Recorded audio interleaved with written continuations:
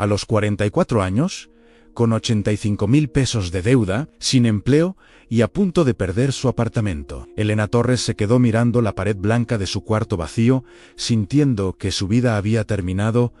No lloraba. Ya no le quedaban lágrimas después de 2 años de llorarlas todas. Solo había un silencio pesado, aplastante, y la certeza brutal de que había perdido absolutamente todo: su negocio, su dignidad, su matrimonio, su futuro. Y lo peor de todo, lo que más dolía en el centro del pecho, Anne estaba completamente sola. Ese día había recibido 3 llamadas que terminaron de romperla. La primera del banco, a las 9 de la mañana, en 15 días, para desocupar o procederían con demanda. La segunda de su hermana Patricia, a las 2 de la tarde, diciéndole con voz quebrada que no podía seguir ayudándola, que lo sentía muchísimo, pero que ella también tenía sus propios problemas. La tercera de su hijo Mateo, desde Monterrey a las 7 de la noche, preguntando si estaba bien, y ella mintiendo como siempre, con esa voz falsa que ya había perfeccionado en todo: «Está perfecto, mijo. No te preocupes por mí, nada estaba perfecto». Nada había estado perfecto en 2 años largos y brutales. Desde que la fábrica de textiles de su familia quebró, dejando 40 empleados sin trabajo y a ella con deudas imposibles, desde que su esposo Daniel la dejó llevándose lo poco que quedaba en la cuenta bancaria y dejándole solo una nota de 3 líneas. «No puedo más con esto, perdón». Desde que empezó a vivir de préstamos que nunca pudo pagar, de trabajos temporales que no duraban, de la caridad cada vez más escasa de familiares cansados de ayudar. A los 44 años, Elena no reconocía a la mujer del espejo del baño. Esa mujer con ojeras profundas que parecían moretones, con manos que temblaban constantemente, con cabello que había encanecido en 2 años, no era ella. O tal vez, sí, tal vez siempre había sido esta mujer frágil, asustada, incapaz, solo que había estado fingiendo ser fuerte durante 44 años y ahora la máscara finalmente se había caído. Lo que ella no sabía mientras miraba esa pared blanca sintiendo que el mundo se había olvidado de su existencia es que esa noche, la noche más oscura y desesperada de toda su vida, algo imposible estaba a punto de pasar. Algo que no tenía explicación lógica. Algo que cambiaría absolutamente todo. No de la forma que esperaba, nunca de la forma que esperamos cuando tocamos el fondo más profundo, pero cambiaría todo de todas formas. Porque a veces los milagros no llegan cuando estamos fuertes y llenos de fe. Llegan cuando estamos rotos, vacíos, sin nada excepto desesperación. Y lo que pasó esa noche entre las 11 de la noche y las 5 de la mañana no solo cambió la vida de Elena, cambió lo que ella creía posible. Elena se levantó de la cama con esfuerzo, sintiendo cada uno de sus 44 años como si fueran 80, caminó hasta la cocina. El refrigerador estaba casi vacío. 2 huevos que ya tenían una semana en medio pan duro. Un poco de frijoles refritos de 3 días atrás. Abrió el cajón donde guardaba los recibos impagados con manos temblorosas. Luz en 2.300 pesos atrasados con amenaza de corte. Agua en 890 pesos. Gas en 1.200 pesos. Y la renta, la maldita renta que la perseguía en pesadillas en 12.000 pesos que no tenía ni tendría. El contrato de arrendamiento era claro y brutal en sí, no pagaba en 15 días, perdería el apartamento en 15 días, 360 horas. Y después de eso, ¿qué? La calle Anne a los 44 años, literalmente la calle, durmiendo en refugios, mendigando, convirtiéndose en una de esas mujeres invisibles que la gente evita mirar. El pensamiento la hizo sentir náusea física. Se sentó en el piso de la cocina sintiendo el frío de las losetas contra sus piernas desnudas. Hacía frío, pero no le importaba. Nada le importaba ya. Pensó en su madre, Guadalupe, que había muerto hace 3 años de cáncer de páncreas después de 6 meses de agonía. Su madre que incluso, en su lecho de muerte, con morfina corriendo por las venas, había dicho con esa fe inquebrantable que Elena nunca entendió en Dios. Nunca abandona. Mija, nunca.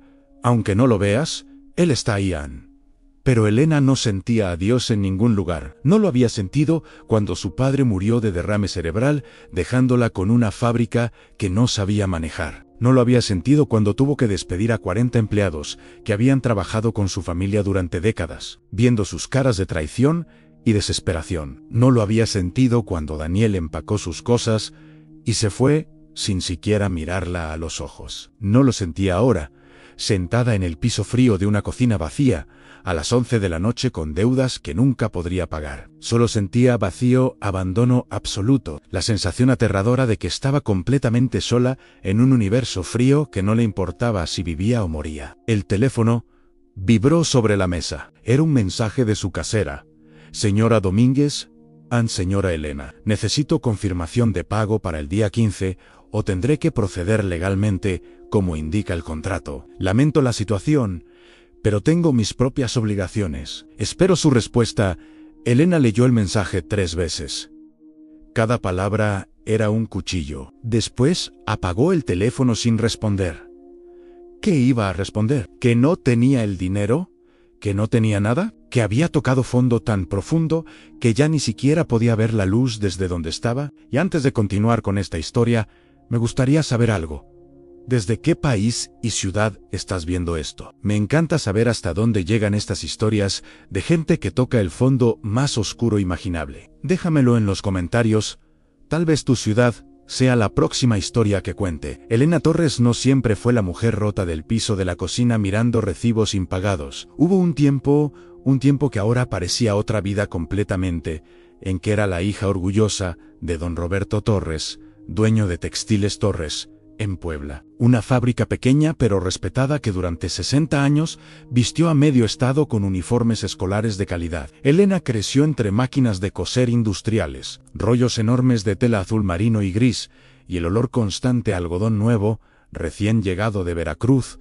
Era feliz entonces. No rica, nunca fueron ricos, pero feliz de esa manera simple que solo entienden los que tienen lo suficiente. Su padre era un hombre serio, pero justo, que trataba a sus empleados como familia. Su madre Guadalupe manejaba la casa con mano firme y corazón suave. Elena tenía todo lo que necesitaban: comida en la mesa, ropa limpia, educación decente y el amor inquebrantable de padres que trabajaban duro, pero siempre tenían tiempo para ella. A los 23 años, se casó con Daniel Muñoz, un contador joven y ambicioso que trabajaba para la fábrica llevando las cuentas. Era guapo de una manera normal, confiable, estable. No era el amor apasionado de las novelas, pero era real and se entendían. Se respetaban, construyeron una vida juntos. Tuvieron a Mateo, un año después del matrimonio, un bebé hermoso con los ojos de su padre y la nariz de Elena. La vida era simple y profundamente buena. Don Roberto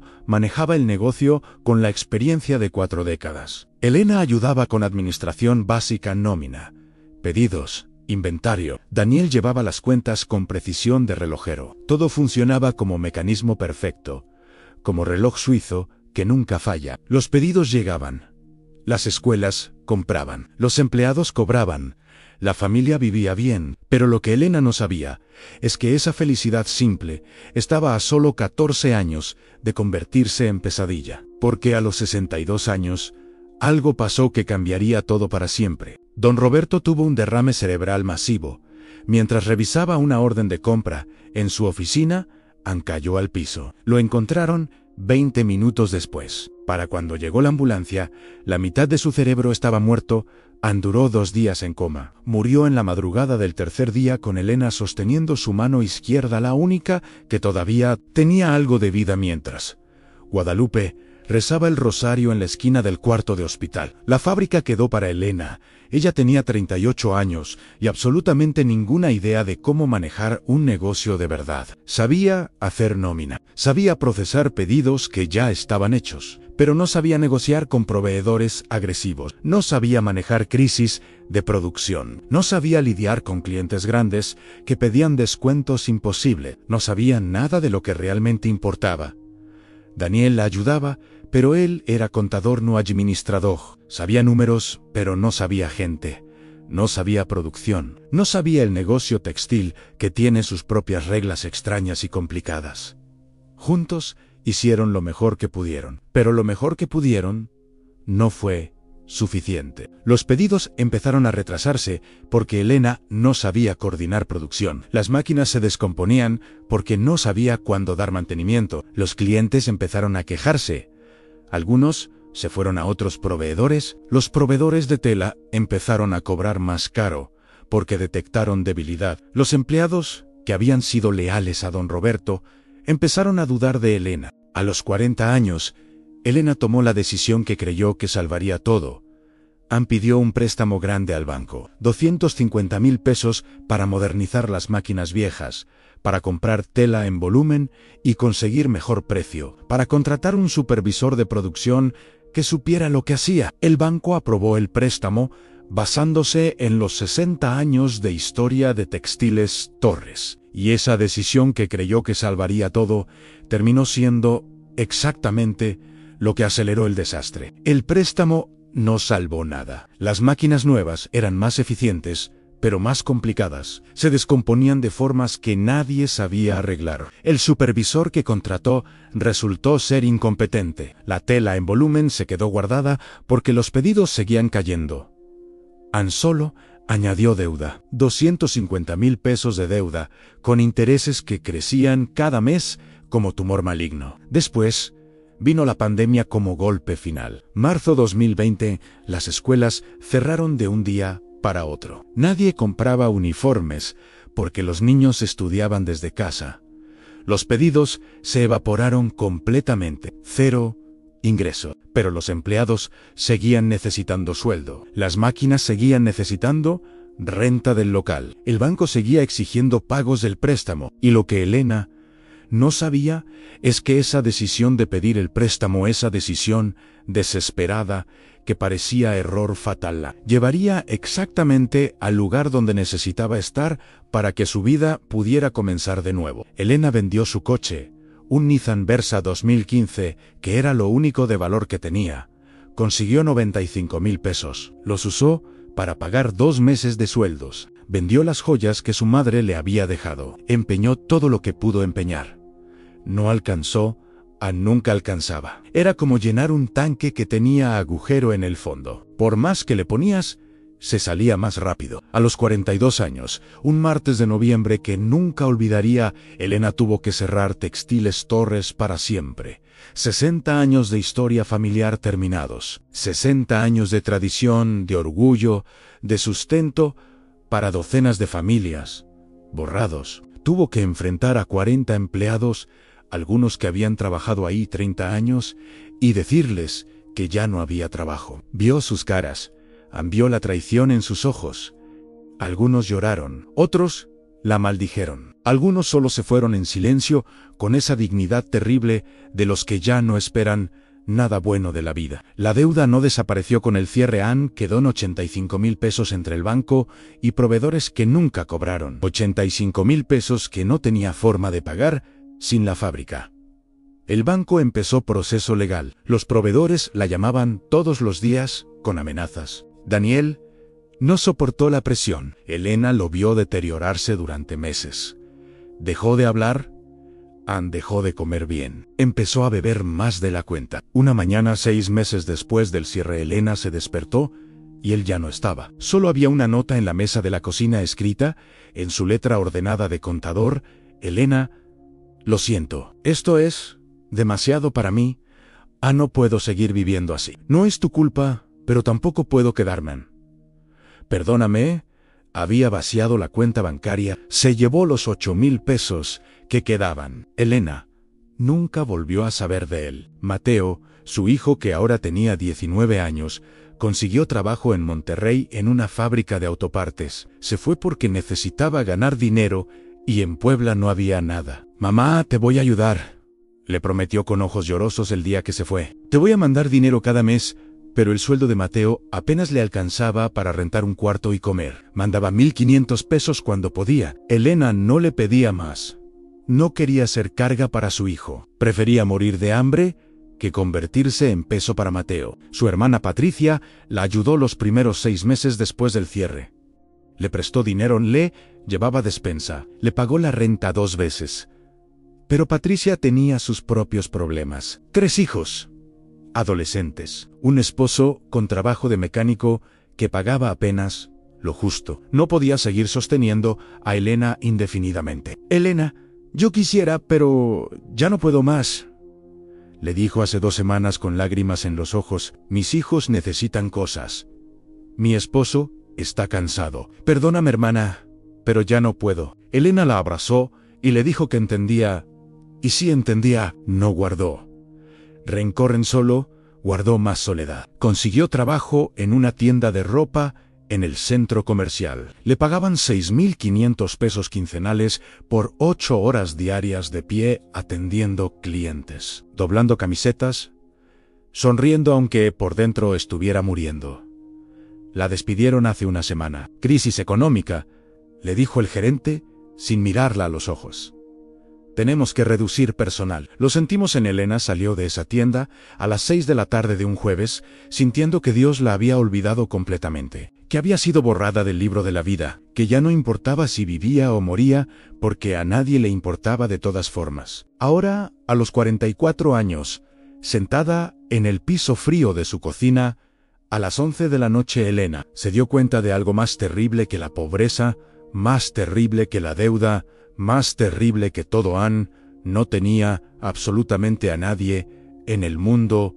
Su madre muerta, su padre muerto, su esposo desaparecido, su hijo a 800 kilómetros de distancia sobreviviendo apenas, su hermana sin poder ayudar más, sus amigas, las pocas que tenía, desaparecidas desde que los problemas empezaron, porque nadie quiere estar cerca del fracaso, del desastre, de la miseria. Estaba sola de una manera que nunca imaginó que se pudiera estar sola. Sola en un departamento vacío, en una ciudad de 3 millones de personas. Tan sola que si moría esa noche, probablemente nadie se daría cuenta.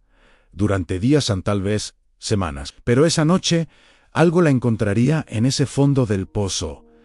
Algo que no podía explicar, algo que cambiaría todo lo que creía sobre estar sola. Se levantó del piso con esfuerzo, sintiendo las rodillas crujir. Fue al baño. Se miró al espejo bajo la luz fluorescente cruel. La mujer que la miraba de vuelta era un fantasma. Ojos hundidos en mejillas hundidas. Piel gris, cabello opaco. Se tocó la cara con dedos temblorosos. «¿Quién eres?», le preguntó a su reflejo. «¿Qué te pasó?». El reflejo no respondió. Solo la miraba con esos ojos muertos que ya no tenían esperanza. Fue a su cuarto y se arrodilló junto a la cama, exactamente como su madre le había enseñado cuando era niña de 6 años. «Cuando tengas problemas grandes», le decía su madre, «te arrodillas y hablas con Dios. Él siempre escucha». Elena no había rezado en 2 años. Había dejado de creer que alguien escuchaba. Pero esa noche, en el fondo más profundo de su desesperación, intentó una vez más a Dios. Dijo en voz alta, con voz quebrada, que apenas reconocía como suya: «No sé si me escuchas. No sé si estás ahí. Hace 2 años que no siento nada. Hace 2 años que rezo y no pasa nada. Pero necesito ayuda. Necesito que me digas qué hacer, porque yo ya no sé. Ya no puedo más. Ya no tengo fuerzas. Ya no tengo dinero. Ya no tengo nada. Estoy completamente sola y en 15 días voy a estar en la calle. Tengo 44 años y voy a terminar en la calle como indigente. Ayúdame, por favor». No sé qué más decir. «Solo ayúdame». Esperó en silencio, arrodillada con las manos juntas. Nada pasó. Solo el ruido de los coches afuera en la avenida. Solo el zumbido del refrigerador viejo en la cocina. Solo el tic-tac del reloj de pared que había sido de su madre. Silencio. Dios no respondía. Dios nunca respondía. Tal vez Dios no existía. Tal vez su madre había estado equivocada toda la vida. Se levantó con las rodillas adoloridas, se acostó en la cama completamente vestida porque no tenía energía ni para cambiarse. Cerró los ojos esperando otra noche de insomnio, de dar vueltas, de pensar en formas de morir que no fueran dolorosas. Y aquella noche, cuando el cuerpo ya no aguantaba más y el alma parecía un cuarto sin ventanas, Elena finalmente durmió, apagó. Y en el apagón, algo cambió. Ella no estaba en su cuarto, no estaba en ningún lugar que sus ojos humanos reconocieran. Era luz, una luz cálida, dorada, que no quemaba, acariciaba, y por primera vez en años, Elena no sentía peso ninguno ni culpa, ni deuda, ni miedo, ni abandono, solo en presencia, en una presencia que parecía llenar todo en aire, piel, memoria, silencio, y de esa luz, suave, que parecía respirar con ella, una forma fue surgiendo, an despacio, como quien no quiere asustar, como quien ya conoce su dolor antes de escuchar su voz en el manto azul, las estrellas doradas, la ternura imposible en los ojos. Nuestra Señora de Guadalupe a la morenita. La madre Ana Elena no lloró de tristeza, lloró como quien reconoce casa después de mucho tiempo lejos. La voz no venía por los oídos, venía de dentro, como si hablara con la parte más antigua y más olvidada de ella. Levántate, hija mía, nunca has estado sola. Elena intentó explicar su fracaso, su deuda, su culpa, su vergüenza. Perdí todo. No tengo nada, ni la voz, suave como manos que aquellen, respondió, «An lo que buscas no está fuera. Tu madre te lo dejó. Ábrelo, confía, an la luz». Comenzó a alejarse delicadamente, como quien sabe que ya dijo lo esencial. Elena extendió la mano, implorando por más segundos, más explicaciones, pero solo oyó, como eco tierno, en «Abre la caja que guardas». «Yo estoy contigo». Y antes de que pudiera preguntar qué significaba, la luz desapareció. Elena despertó como quien regresa del fondo de un lago. El cuarto estaba igual, pero el aire estaba diferente. Más ligero, más vivo. El reloj marcaba 4:37 y antes de cualquier pensamiento racional, antes de cualquier duda, una certeza tomó cuenta de ella. No fue sueño, no podía haber sido sueño. Y entonces, sus ojos encontraron la caja encima del armario, la misma caja que evitó por 3 años, la misma caja que pesaba como luto, la misma caja que ahora impulsaba propósito. Se bajó de la cama con piernas temblorosas. Arrastró la silla del pequeño escritorio hasta el armario, se subió con cuidado, probando primero si aguantaba su peso. Estiró los brazos, alcanzó la caja cubierta de una capa gruesa de polvo. La bajó, sosteniéndola con ambas manos. Era más pesada de lo que recordaba. La puso sobre la cama con cuidado, como si fuera cosa sagrada. Se quedó mirándola durante largo rato sin atreverse a abrirla. Las manos le temblaban, el corazón le latía fuerte. «Abre la caja», había dicho la voz. «Lo que buscas está ahí». Respiró profundo. Levantó la tapa despacio. El olor a madera vieja y a perfume desvanecido de su madre la golpeó haciéndola cerrar los ojos. Adentro había cosas de Guadalupe que Elena había guardado sin organizarlas realmente. Un rosario de cuentas de madera que su madre usaba todos los días. Fotos viejas en blanco y negro de gente que Elena no conocía. Un pañuelo bordado a mano con las iniciales Hei Yan Tian. Un broche de plata. Una medalla de la Virgen. Cartas amarillentas atadas con listón rojo, y en el fondo, envuelto cuidadosamente en papel de China color amarillo desvaído, un cuaderno viejo con cubiertas de piel café gastada por el tiempo y el uso. Elena lo sacó con manos que ahora temblaban tanto que casi lo deja caer. Lo sostuvo sintiendo el peso. Olía a antigua historia, a secretos guardados durante décadas. Abrió la primera página con cuidado porque el papel estaba quebradizo. Ahí, en letra cursiva perfecta escrita, con tinta azul desvanecida, decían recetas de la abuela Consuelo. 1965. Elena sintió algo quebrarse en el pecho. Su abuela Consuelo, que había muerto 10 años antes de que ella naciera. La madre de su madre, de quien había oído historias toda su vida, pero nunca conoció. Pasó las páginas lentamente, reverentemente. Había docenas y docenas de recetas escritas a mano, con letra hermosa de otra época. Mole poblano, mole negro, mole verde en tamales, de todos tipos. Chiles en nogada, en pipián, adoban salsas de incontables variedades. Pan dulce, atolé, champurrado, cada receta con detalles obsesivos, cada ingrediente con cantidades exactas. cada paso numerado y explicado como si estuviera enseñando a alguien que nunca había cocinado. Y en medio del cuaderno, entre la receta de mole poblano y la de tamales oaxaqueños, una hoja de papel diferente en papel, más nuevo, doblada en 4. Elena la sacó con cuidado y la desdobló. Era una carta escrita con la letra de su madre, letra más reciente, menos firme, fechada febrero 2022, a 2 meses antes de que el cáncer finalmente se la llevara. Elena, mi niña querida, si estás leyendo esto es porque ya no estoy contigo en cuerpo, aunque mi espíritu siempre estará cerca cuidándote. Quiero que sepas algo que nunca te dije en vida porque nunca pareció el momento correcto, y ahora me arrepiento de no habértelo contado antes. Este cuaderno tiene las recetas de tu abuela Consuelo, mi madre. Ella las vendía en el mercado de Cholula hace 60 años. Era una mujer sola tú. Abuelo había muerto en un accidente cuando yo tenía 3 años, con 3 hijos que alimentar y sin educación ni dinero. Solo tenía estas recetas que había aprendido de su propia madre. Nadie en todo Puebla hacía mole como mi madre. La gente venía desde Tlaxcala, desde Atlixco, desde Tehuacán, solo para comprar su mole. Los restaurantes le pedían que les vendiera el secreto, pero ella nunca lo hizo. Decía que el mole llevaba amor y el amor no se vende, solo se comparte. Ella nos alimentó con estas recetas durante 40 años.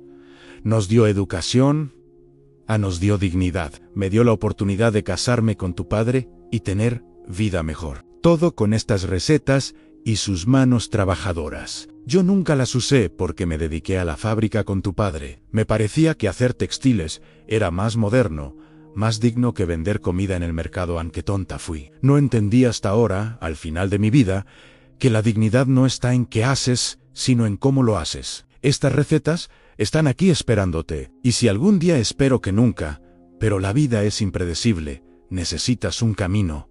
Aquí está. El mole de tu abuela puede salvar vidas. Salvó la mía, salvó la de mi madre. Puede salvar la tuya si le das la oportunidad. No tengas miedo, no tengas vergüenza. El trabajo honesto siempre es digno, y la comida hecha con amor siempre encuentra quien la necesita. Te amo más de lo que las palabras pueden decir. Siempre he estado orgullosa de ti, no por lo que hiciste, sino por quién eres. Eres fuerte aunque no lo creas. Eres capaz aunque dudes. Eres amada aunque te sientas sola.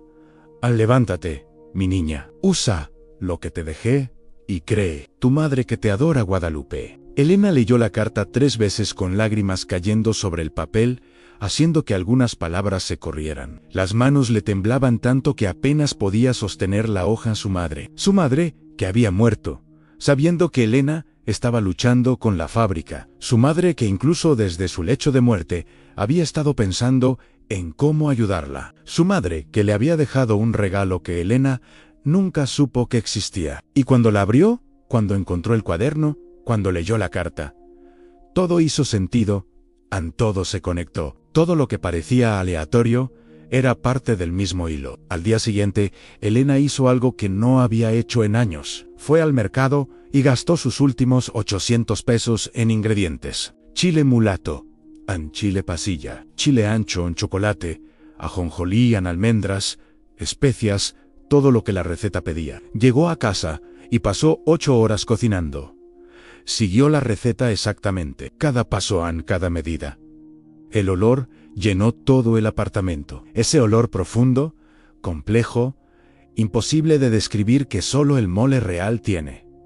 Probó una cucharada, se le llenaron los ojos de lágrimas. No era solo mola, era su abuela, que nunca conoció. Era su madre.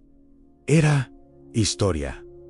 Era amor en forma de comida. Puso el mole en 3 frascos de vidrio. Bajó al edificio de al lado donde vivía su vecina doña Carmen.